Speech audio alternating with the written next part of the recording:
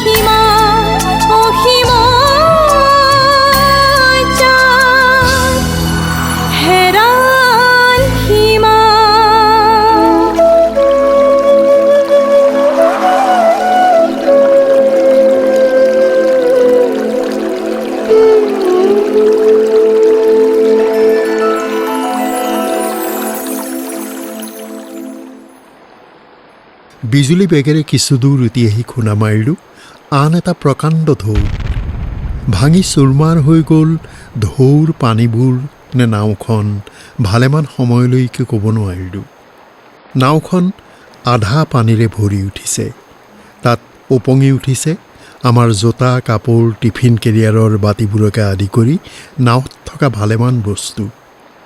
চাৰিওফালৰ বতাহ বৰষুণ ঘূৰপাক খাই আহি আমাৰ জুৰুলি জুপুৰি দেহাকেইটাক চাৰিওফালৰ পৰাই আঘাতৰ পাছত আঘাত কৰিছে। ঢৌৰ খুন্দাত তিনি তেলেঙনি খাই আধা ডুবা নাওখন এবাৰ ক'বাৰে আগলৈ গৈছে, এবাৰ পাছলৈ সোঁৱে বাৱে কেওপিনে চিটিকি ফুৰিছে। মহাসমুদ্ৰত ক্ষুদ্ৰ তৃণৰ দৰে আমাক কলৈ উটাই নিছে ক'ব নোৱাৰোঁ। বতাহ বৰষুণৰ উগ্ৰতা ক্ৰমাৎ বাঢ়ি গৈছে।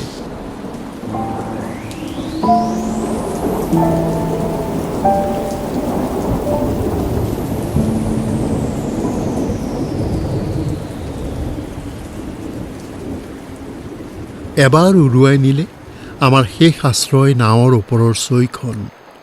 আন্ধাৰত নেদেখিলোঁ বিচনা গাৰু কাপোৰ কানি লগত কিমান গ'ল। এহাত দূৰত কি হৈছে দেখা নাই। তেতুফালে চিঞৰিও ইটোৰ কথা সিটোৰ কাণলৈ যোৱা নাই। পানীত ডুবা চিকা পোৱালিৰ দৰে মৰণৰ প্ৰতীক্ষা কৰিছোঁ। আৰু হয়তো বেছি পৰ নাই। তথাপি প্ৰাণপণ শক্তিৰে চেষ্টা কৰিছোঁ নাওখন বচাবলৈ। ডাক্তৰ আৰু ফুকনে নাৱৰ গৰ্ভৰত বতাহে উৰাই নিয়ে বুলি এহাতেৰে সাৱটি ধৰি আন হাতেৰে পানী সিঁচিছে। কিন্তু প্ৰতিবাতি পানী কমোৱাৰ লগে লগেই দুগুণ বৰষুণ ঢৌৰ পানীয়ে নাওখন ক্ৰমাৎ ভৰাই আনিছে। কবিবৰৰ সহায়ত মই তাৰ হাতৰ টৰ্চৰ ক্ষীণ পোহৰত নাৱৰ গুৰিত পৰি চেষ্টা কৰিছোঁ ডাঙৰ ঢৌবোৰৰ খুন্দাৰ পৰা নাওখন বচাবলৈ। কিন্তু সকলো পণ্ডশ্ৰম। মতলীয়া প্ৰলয়ৰ ধ্বংসকাৰী অসীম শক্তিৰ বিৰুদ্ধে যুঁজ কৰিব খুজিছোঁ নিশকতীয়া চাৰিযোৰ ঠেৰেঙা লাগি আধা মৰা হোৱা হাতৰ ক্ষুদ্ৰ শক্তিৰে। অথচ ভাবি আচৰিত লাগিছে এতিয়ালৈকে আমি অজ্ঞান হৈ যোৱা নাই কিয়? নাওখনেই বা কিয় ভাগি চুৰমাৰ হৈ যোৱা নাই?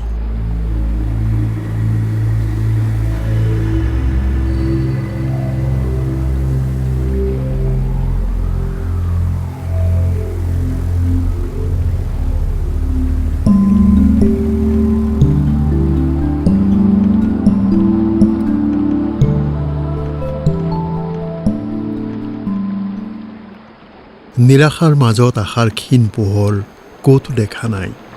তথাপি প্ৰতিটো মুহূৰ্ত ঘণ্টাৰ পাছত ঘণ্টা ধৰি অমানসিক পৰিশ্ৰম কৰিছোঁ বাচিবলৈ। অদ্ভুত মানুহৰ জীৱনলৈ মোহ। নিজৰ প্ৰাণটোক দেহটোক যে এনেকৈ ভাল পাওঁ তাক আগতে জনা নাছিলোঁ। কিন্তু ভাল পোৱাৰ সাধ্য কি আজি জীৱনটোক ৰক্ষা কৰিব পাৰে? প্ৰাণৰ আশা কৰা নাই, কৰাটো মূঢ়তা। কিন্তু বাৰে বাৰে মনত পৰিছে মাত্ৰ কেইঘণ্টামান আগতে দেখা সেই ৰূপোৱালী জোনাকেৰে ভৰা অপূৰ্ব সুন্দৰ স্বপ্নপুৰীখনৰ কথা, নদীৰ শান্ত নিৰ্মল পানীৰ কথা। কোনে বাৰু ভাবিছিল তাৰ সুন্দৰ শান্তিময় দৈনন্দিন ৰুটিনখনত এনে এটা ভয়াৱহ দুৰ্যোগ ভৰা নিশাৰ কথা লিখি থোৱা আছিল। মনত পৰিছে 3 দিন আগতে এৰি অহা নাৱৰীয়াটোৰ কথা। সি আমাক আহিবলৈ বাধা দিছিল। দেউতাসকল সাৱধানে যাব, কালিকা লগা ঠাই, আপোনালোকে নামানিলেও আমি মানো। গোসানী কুপিতা হ'লে কিন্তু গতি বিষম হ'ব। তেন্তে এই মহাপ্ৰলয় কি সেই মহাকালীৰ নিৰ্দেশমতেই হৈছে? গামখাৰু পিন্ধা, জেতুকা বলোৱা ধুনীয়া হাতখনৰ আৱিৰ্ভাৱ, এই মৰণ যজ্ঞত নৰবলিৰেই কি পূৰ্বাভাস?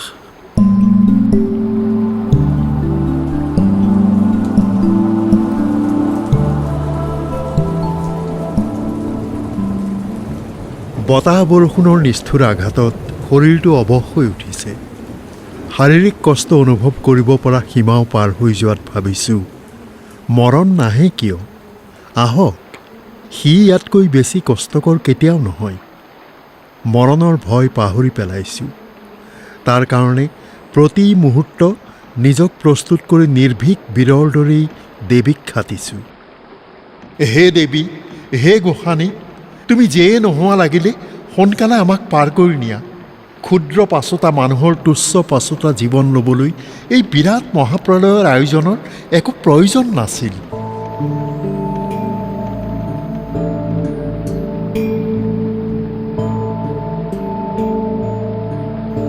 অসময়ৰ অস্বাভাৱিক উন্মাদ ধুমুহাৰ মাজত মোৰ দৰেই সন্মুখত মৃত্যু অৱশ্যম ভাবি জানিও জীৱনৰ মায়া নেৰি তাক বচাবলৈ যত্ন কৰা ব্যৰ্থ প্ৰয়াসৰ মাজত কবিবৰেও মোৰ দৰেই ভাবিছে। কালি গোসানীক ইমান দিন ভয় লগা ক'লা মূৰ্তিৰ দৰে কল্পনা কৰিছিলোঁ, ভাবিছিলোঁ, বিশ্বাসো আছিল। কিন্তু সেন্দুৰ বোলোৱা গাখীৰৰ দৰে শুভ্ৰ গামখাৰু পিন্ধা, জেতুকা বোলোৱা ধুনীয়া হাতখন তেন্তে মহাকালীৰে নে আন কোনোবা মায়াবিনীৰ? নে আমাৰ জীৱনলৈ হেতালি খেলা কোনোবা ক্ৰোদ্ধা দেৱী গোসানীৰ? হঠাৎ কবিবৰৰ মুখৰ মাত বন্ধ কৰি উন্মত্ত ধুমুহাৰ গৰ্জন ভেদ কৰি নাৱৰ মাজৰ পৰা প্ৰৰ আৰ্তনাদ ভাহি আহিল। নহয় নহয় নহয়, দেৱী নহয়, গোসানী নহয়, সেয়া সেয়া ক'ব নোৱাৰোঁ কিয় গোটেই গাটো এবাৰ কঁপি উঠিল। তৎক্ষণাত ঘূৰি চাই টৰ্চৰ অস্পষ্ট পোহৰত দেখোঁ নাৱৰ মাজত আধা ডুবি থকা বিশৃংখল বিচনাত লুতুৰি পুতুৰি হৈ অজ্ঞান অৱস্থাত পৰি আছে। মুখৰ পৰা ওলাই অহা ফেনবোৰ বৰষুণে বাৰে বাৰে ধুই নিছে। ক'ব পৰা নাছিলোঁ ইমান পৰ সি ক'ত আছিল, কি কৰিছিল। ধুমুহা আৰম্ভ হোৱাৰ পৰা ঘণ্টাৰ পাছত ঘণ্টা ধৰি নাওখন বচোৱাত মত্ত হৈ আছিলোঁ। কবিবৰ মোৰ ওচৰত, ডাক্তৰ আৰু ফুকনক দেখিছিলোঁ পানী সিঁচা। কিন্তু তাৰ ওচৰলৈ যাবলৈ কবিবৰে হঠাৎ থিয় দি উঠিছিল। কিন্তু পাছ মুহূৰ্তত বতাহৰ খুন্দা খাই চিটিকি পৰিলগৈ পানীত। আৰ্তনাদ কৰি নিজেও প্ৰায় পৰি যোৱা অৱস্থাতে তাৰ চোলাটোত খামুচি ধৰিলোঁ। প্ৰাণপণ শক্তিৰে বহু সময় যুঁজি আকৌ তাক নাৱৰ ওপৰলৈ তুলি আনিলোঁ। কিন্তু আমাৰ দুৰ্ভাগ্য, এই ঘোপ মৰা আন্ধাৰৰ মাজত অলপ পোহৰ পোৱা শেষ সম্বল টৰ্চটো তাৰ হাতৰ পৰা প্ৰথমেই চিটিকি গৈ ঢৌৰ বুকুত কোনফালে কেনি উটি গ'ল নেদেখিলোঁ। ডক আৰু ফুকনে আমাক চিঞৰিছে। নাও বচোৱাৰ আশা এইবাৰ সম্পূৰ্ণ এৰি দি খেপিয়াই চুচৰি বাগৰি খুন্দা খুন্দলি খাই প্ৰৰ ওচৰ পালোহি। ডাক্তৰে প্ৰৰ গাত ধৰি জোকাৰিছে, চিঞৰিছে, কি হৈছে তোৰ? প্ৰৰ কিন্তু মুখত মাত নাই। শিলৰ দৰেই কঠিন, বৰফৰ দৰে চেঁচা তাৰ শৰীৰটোত বুকুৰ সৰু ধিপ ধিপ শব্দটোৰ বাদে জীয়াই থকাৰ আন একো লক্ষণ নেদেখিলোঁ। সকলো চেষ্টা নিষ্ফল হোৱাত ভয়ত দুচিন্তাত স্তব্ধ হৈ ভাবিছোঁ, প্ৰল কি হ'ল? কেতিয়াৰে পৰা সি এনেদৰে পৰি আছে? এই অজ্ঞান অৱস্থাতে সি তেন্তে চিঞৰি উঠিছিল।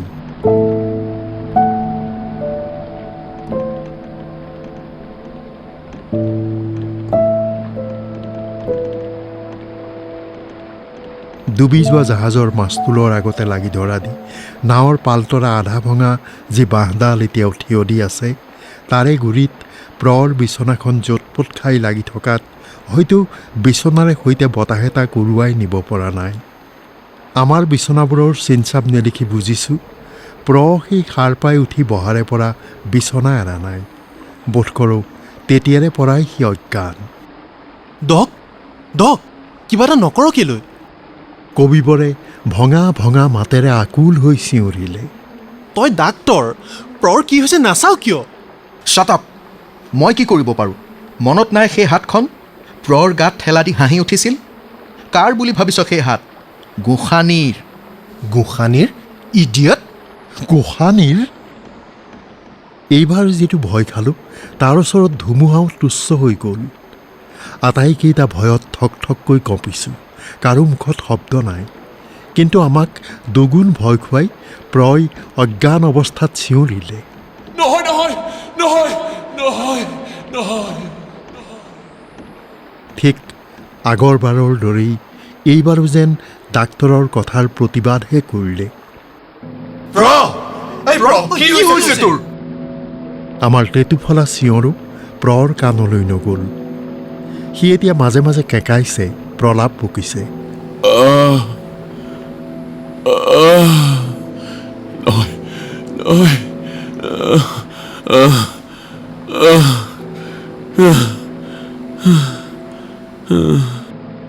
চটফট কৰি আকৌ কিছু সময়লৈ শান্ত হৈ পৰি আছে। নিৰ্বাক শিলৰ মূৰ্তিৰ দৰেই আমি কেইটা তাৰ চাৰিও দাঁতিয়ে স্তব্ধ হৈ বহি আছোঁ। ক্ৰোদ্ধা গোসানীৰ হয়তো আমাৰ দেহকেইটা বতাহ বৰষুণেৰে খুন্দিয়াই কোবাই আধামৰা কৰি হেঁপাহ পলাইছে। কাৰণ লাহে লাহে বৰষুণৰ তীব্ৰতা কমি আহিছে। তথাপি বতাহ আৰু অপাৰ সমুদ্ৰত পৰিণত হোৱা দিনৰ শান্ত নদীখনৰ ঢৌৱে ঘূৰপাক খুৱাই আচাৰি আচাৰি নাওখনেৰে সৈতে আমাক যে কলৈ উটুৱাই নিছে নাজানো। মহাপ্ৰলয়ৰ আগতে পৰি হেৰাই যোৱা দিহিঙৰ চিৰকলীয়া পুৰণা সত্ৰত টাকুৰি ঘোঁৰা দি ঘূৰি ঘূৰি দিকশূন্য আন্ধাৰৰ মাজত আমাৰ এই মৰণ যাত্ৰা যে ক'ত শেষ হ'ব তাৰ কথা ভবা নাই। ভাবিছোঁ প্ৰক লৈ এতিয়া কি কৰিম? সি অবিশ্ৰান্তভাৱে বিৰ বিৰ কৰি প্ৰলাপ বকিছে। মাজে মাজে কাৰোবাক নাম ধৰি মাতিছে, মাজে মাজে হাঁহিছে, মাজে মাজে কান্দিছে, চিঞৰি উঠিছে। একো উপায় দেখা নাই। কি কৰিম? কি কৰিব পাৰোঁ আমি? নিৰুপায় হৈ মাথো একেথৰে চাই আছোঁ তাৰ আধা জাপ খাই থকা চকু দুটা, কঁপি থকা ওঠ দুটা আৰু আন্ধাৰৰ মাজত দেখা পোৱা তাৰ হাতৰ সৰু হাতঘড়ীটো। কেৱল তাৰ হাতঘড়ীটোৱেই যি চলি আছে। তাৰ কাটা দুডাল লাহে লাহে পুৱাৰ ফালে আগবাঢ়ি গৈছে যদিও দেখি ধাৰণা হৈছে যেন এই দুৰ্যোগেৰে ভৰা ভয়াৱহ অনন্ত ৰাতিটো আৰু কেতিয়াও শেষ নহ'ব। দেৱীৰ অশেষ দয়া। ৰাতিটো যিমানেই হওক, নিষ্ঠুৰ হওক, তাক অনন্ত কৰি নাৰাখি এসময়ত শেষ কৰি দিলে। বতাহ বৰষুণ বন্ধ হৈ গ'ল। পানীৰ ঢৌৰ খলকনিৰ শব্দ লাহে লাহে দূৰলৈ আঁতৰি গ'ল। অজ্ঞান প্ৰৰ অদ্ভুত প্ৰলাপ একেৰাহে গোটেই নিশাটো অবিশ্ৰান্তভাৱে চলি থাকি যেতিয়া অলপ অলপকৈ কমি আহিছে, তেতিয়া পূব আকাশত আন্ধাৰৰ মাজেদি প্ৰথম পুৱাৰ অস্পষ্ট পোহৰ দেখা দিছে। সেই পোহৰত মৰা মানুহৰ মুখৰ দৰেই হেঁতা পৰি থকা প্ৰৰ মুখলৈ চালোঁ। তাৰ দুয়ো চকুৱেদি পানী বৈ আহিছে। সি কান্দিছে। বিৰ বিৰকৈ কি কৈছে ধৰিব পৰা নাই। তথাপি মাজে মাজে কাণত পৰিছে অসংলগ্ন শব্দবোৰ। গৌৰী, গৌৰী, ভুল ভুল গৌৰী। এই শেষ, এই আমাৰ শেষ। আমি তাৰ অৰ্থ বুজিবলৈ চেষ্টা কৰা নাই। গোটেই নিশা আন্ধাৰত এনেধৰণৰ প্ৰলাপী শুনি আহিছোঁ। তাক জগাই তুলিবলৈ চেষ্টা কৰি ভাগৰি এৰি দিছিলোঁ। এতিয়া আকৌ এবাৰ শেষ চেষ্টা কৰিলোঁ। তাৰ গাত ধৰি জোকাৰি কাণৰ ওচৰলৈ মুখ নি তেতুফালি চিঞৰিলোঁ,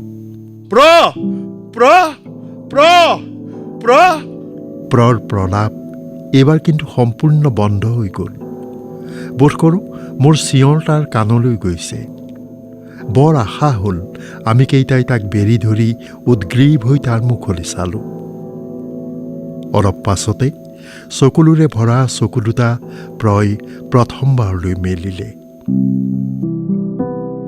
কিছু সময় একেৰাহে আমাৰ ফালে চাই হঠাৎ আৰ্তনাদ কৰি উঠি বহিল। কোন তহঁত? চাচোন, চা, আমি মই BM, এয়া ডক, ফুকন,